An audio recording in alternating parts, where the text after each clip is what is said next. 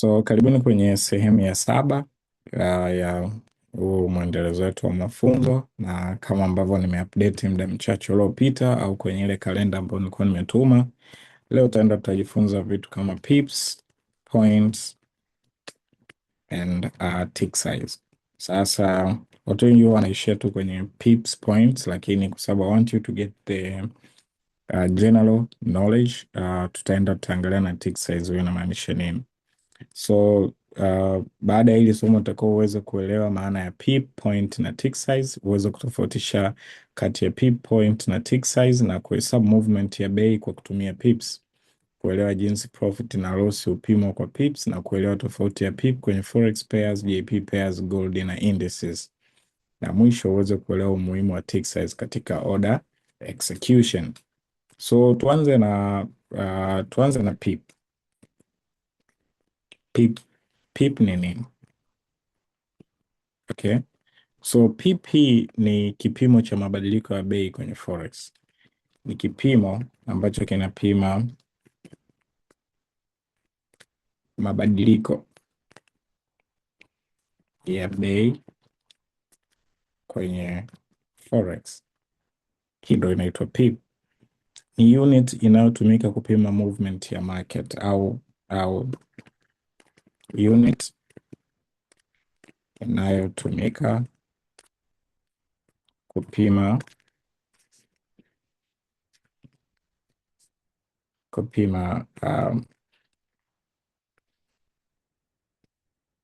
kupima movement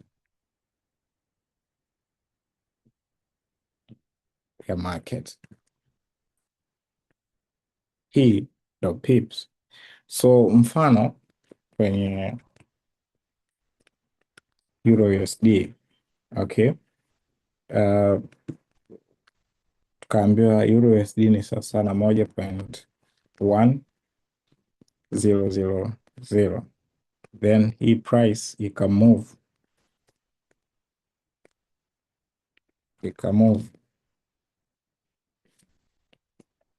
mpaka 1.1000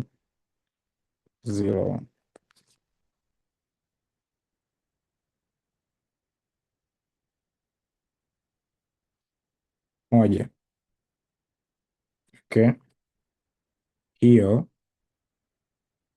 movement hiyo moja iliyoongezeka ndio 1 pip.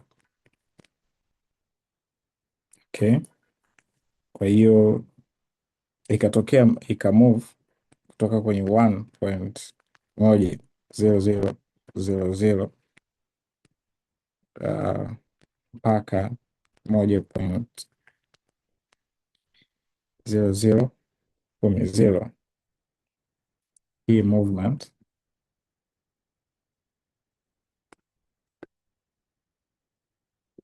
inakuwa ni 10 pip. Okay, kwa tutakapokuwa tunahesabu pips katika price zote ambazo utakuwa umewekewa, okay, katika price zote ambazo utakuwa umewekewa, pair nyingine zote huwa zina nafasi 4 za desimali.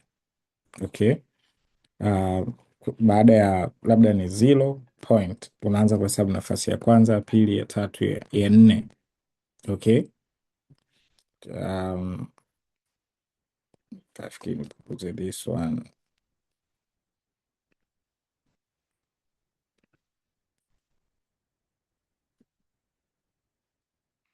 Okay, nafasi hizi za 4 za desimali tunavyohesabu pips, kwanza kwenye nafasi ya 4 ya desimali pale tunaita the ones, au hesabu za darasa la ngapi, mamoja kwenye nafasi ya 4 ya desimali. Kwa hiyo tunaanza na the ones. Kwa hiyo mamoja yatakuwa 0.0001.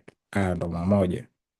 Okay, hapa kwa from 000 mpaka 0.01 tutasema hii ni sawasawa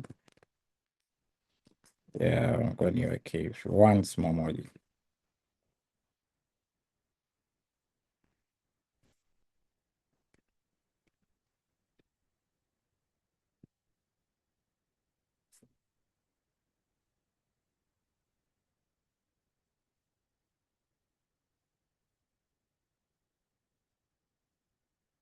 ones au mamoja, na maana from 0.000 ikiongezeka hivi tunasema hizi ni one pip. Okay, then baada ya mamoja inakuja the tens au makumi, ambapo kwenye 0.01 makumi tutaleta 0.0010, ambapo hapo ni 10 pips. Okay, then kitu ambacho kitafata ni hundreds. Hundreds au mamia, ambao kwenye 0.01 itakuwa 0.01000. Okay, hizi tutaita 100 pips. Then baada ya hapo thousands au maelfu, ambapo maelfu itakuwa kwenye 1.1000. Hizi tutaita 1000 pips. Okay, and then at 10,000 tuna mpaka 10,000, makumi elfu,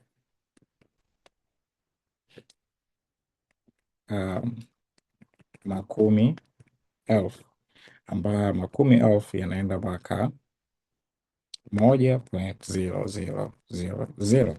Okay, kwa hiyo ikiandikwa hivi, hizi ni pips 10,000, si pips 10,000. Kwa hiyo kwenye pips tuna 0.0000. Hii ndo price level ambazo zinakuwa ziko pinned, and then kwa hizi pair nyingine zote kutakuwa kuna namba, then nafasi ya desimali, alafu nafasi kuna namba, desimali, alafu nafasi 4 za desimali. Okay, kwanza kwenye ile nafasi ya 4 ni mamoja, nafasi ya pili ni makumi, nafasi ya tatu ni mamia, nafasi ya 4 ni maelfu, nafasi baada ya desimali huko kuna makumi, then makumi elfu na kuendelea. Kwa hizi ni 10,000 pips kwa pair zote, lakini kuna exception kwa pair ambazo zinakuwa zina JPY. Okay, pair ambazo zinahusisha Japanese yen, hizi zinakuwa zina nafasi 3 au let's say nafasi 2 za desimali. Okay, pair kama USD JPY, okay, value yake wanaweza ikawa ipo kwenye 150.20, 150.20. Kwa hizi jinsi ambavyo zinakaa kwa mtindo huu 0.0000. Hizi ndo USD JPY, kwa zenyewe zinakuwa zina nafasi 2 za desimali, huku kabla ya desimali kunakuwa kuna namba 3 au namba 2. Okay, ambapo sasa jinsi ambavyo tunapima ni kwamba kwenye hizi ikimove kutoka 0.0001, haya hapa ndio mamoja, ambayo ni sawa na 1 pip. Ikamove kutoka 0.0010, haya ni makumi, ambayo ni 10 pips. Then ikamove kutoka 0.00, hii ni mamia, ina maana hizi ni 100 pips. Then ikamove kutoka 0.00, hii ni sawasawa na maelfu, ambapo hapa tuna pips 1000. Then ikamove ikawa 100.00, haya yanakuwa ni makumi elfu, kwa hapa tunahesabu kama 10,000 pips. Okay, kwa hiyo pair nyingine kidogo zinakuwa zina nafasi 4 za desimali, lakini kwa pair ambayo inakuwa inahusisha Japanese yen, zinasomeka katika nafasi mbili za desimali. Kwa hivi ndivyo ambavyo tunasoma pips. Sasa broker wanaweza wakaiportray wakaongeza, mfano kwenye hizi nafasi 4 za desimali ya huku inaongezeka tena namba ya mwisho labda 0, na hii inaongezeka 0, inaweza ikawa 1, inaweza ikawa 2 mpaka 9. Ikishafika 9 ndo inakuja 1. Ikishatoka 9 ndo inakuja 1, huku 1.0, 1.1, huku mwishoni 1.2, 1.3 na kuendelea. Sasa hii namba ambayo ukiona kwenye price inakuandikia nafasi 5 za desimali, hii iliyopo huku mwishoni ndo ambayo inaitwa a point, ambapo point 10, ambapo kwenye hizi points 10 points za huko mwishoni ni sawa na 1 pip. Okay, so kama ukiona kuna nafasi hizo za desimali, basi jua kwamba hiyo iliyoongezeka huko mwishoni ni pip. So hiyo iliyoongezeka huko mwishoni ni point. Kwa hizo point zitakuwa 1, 2, 3, 4, 5, 6, 7, 8, 9. Ikifika 10 inakuwa ni 1 pip. Pip itaenda 1, 2, 3. Ikifika 9, 10 inakuwa 10 pips. 10 itaenda mpaka 99. Ikifika 100 inakuwa mamia ya pips na kuendelea. Kwa watu wengi sana huwa wanachanganya hapa kwenye Japanese yen kwenye jinsi ya kusoma. So kwa nini pips ni muhimu? Kwa nini pips ni muhimu? Kwa nini tujifunze pips and so? Kwa nini pips ni muhimu? Okay. Hii pips tutakuwa tunaitumia, pips tutatumia kupima vitu kama stop loss. Okay. Tutatumia kupima vitu kama take profit. Tutatumia kupima vitu kama risk. Tutatumia kupima vitu kama reward. Tutatumia kupima daily movement. Tutatumia kupima vitu kama volatility. Okay, mfano sasa.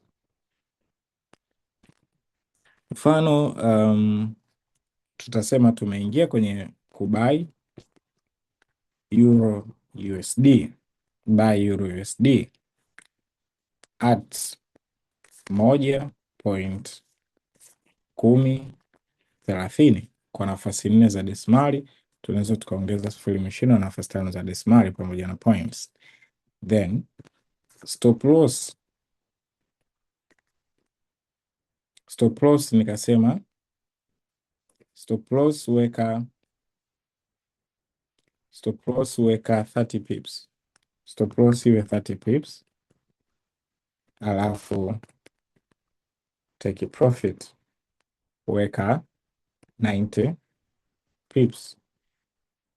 Okay, then risk to reward ratio hapa itakuwa sasa na 1:3, kwamba una risk pips 30 kwa ajili ya kupata pips 90. Sasa kama nimesema stop loss ni pips 30 na tuna buy, na maana market inaenda juu, stop loss ya pips 30 kutoka kwenye 10.30 itakuwa hii 1.1030 minus 30 itakuwa stop loss itakuwa kwenye 1.10000. Hizi 30 ndo stop loss. Kwa stop loss yangu price itakuwa kwenye 1.10.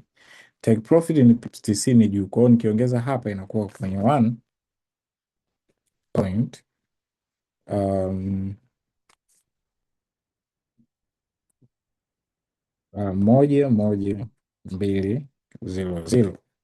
Okay, kwa stop loss nitakuwa nimeingia buy USD at price ya 1.1030. Stop loss pips 30 itakuwa kwenye 1.10. Take profit kwenye pips 90 itakuwa kwenye 1.11200 pips 90 kutoka kwenye hii buy price ya 10 0.30. Ndo maana sasa kwenye kupima risk to reward ratio nimeriski pips 30 ambayo ni 1%, ili kupata mara tatu ya hizi pips 30 ambayo ni tatu, risk reward ratio yangu itakuwa kwa namna hii. Okay, kwa hizi zinazoongezeka huku mwishoni zinakuwa ni points. Lakini kwenye pia za Japanese yen pia let's say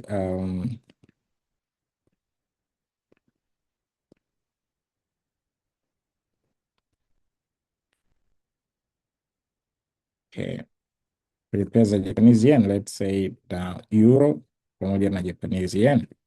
Okay, so utasema buy euro JPY at labda 165.50. Okay, stop loss again, stop loss weka 20 pips, take a profit weka pips 100. Risk to reward ratio hapa itakuwa sawa sawa na 1:5. How? Kwamba nimebuy euro JPY kwenye price ya 1.6550. Kwa hiyo stop loss ya pips 20 hapa itakuwa stop loss ya pips 20 itakuwa sawa sawa na kuna price itakuwa at price level ya 165.30. Hii ndio stop loss yangu. Then take a profit kwenye pips 100. Okay, itakuwa eneo la 166.50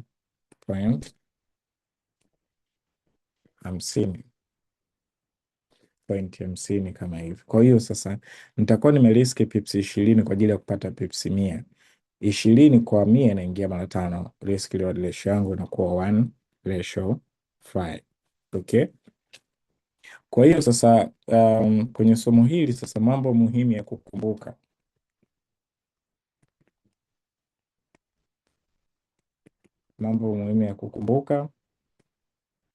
kwamba pip ni kipimo kikuu cha movement. Hichi pips ni kipimo kikuu cha movement, wakati point ni sehemu ndogo ya hicho kipimo ambao ni pip. So kwa brokers wengi 10 point ndio sawa na 1 pip. Okay, alafu tick size hii inakuwa ni minimum movement ya bei, ni minimum movement ya bei inayoruhusiwa. Sasa hii mara nyingi sana itakuwa hata haionekani kwenye cheti yako, so ndio maana sijaenda deep on it. Kitu kingine cha muhimu cha kukumbuka, Japanese yen pairs hutumia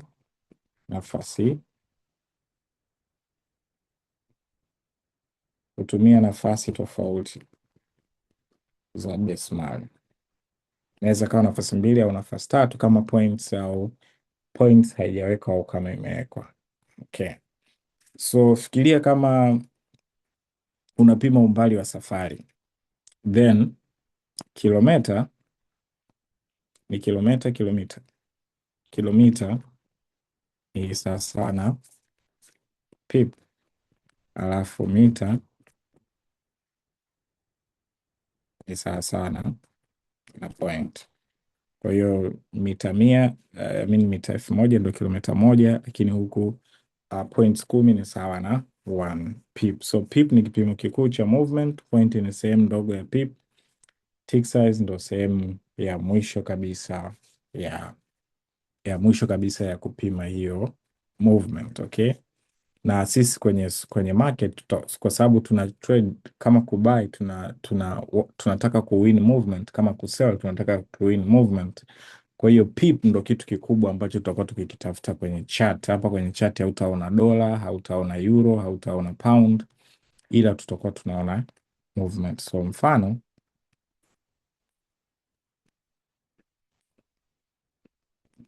hii ni chart yetu ya Euro USD. Kwa market ikiwa inashuka, tunapima movement kutoka hapa mpaka hapa. Hii ndo profit yetu. Mfano tuchukua kama mtu alisell hapa, stop losses akaweka hapa juu ya hii,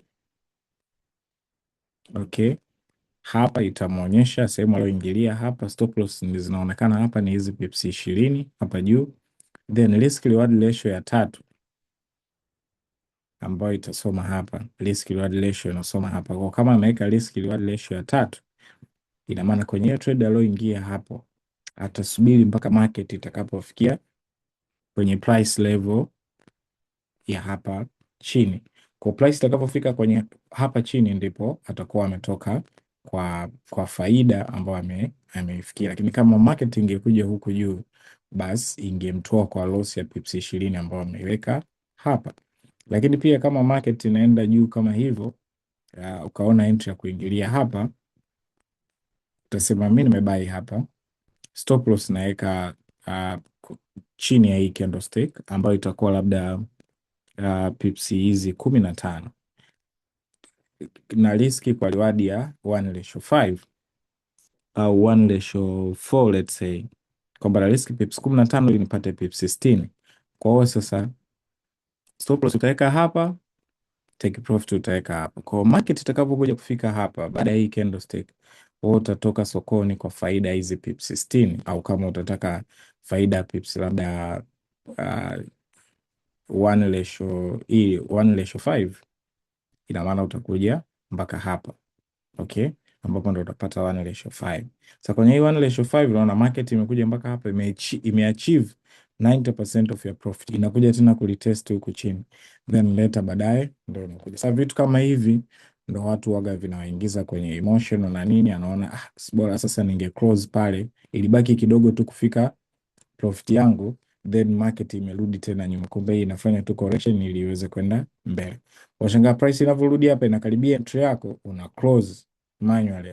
Hii itakusije ikarudi huku nikaingia kwenye hasara, una close then market inarudi. Kwa hivi ni vitu ambavyo tutajifunza huko mbele namna gani ya kuweza kuvi approach, lakini somo leo ilikuwa ni pips, na hivi ndivyo ambavyo unaweza ukaziona pips. So that's all for today.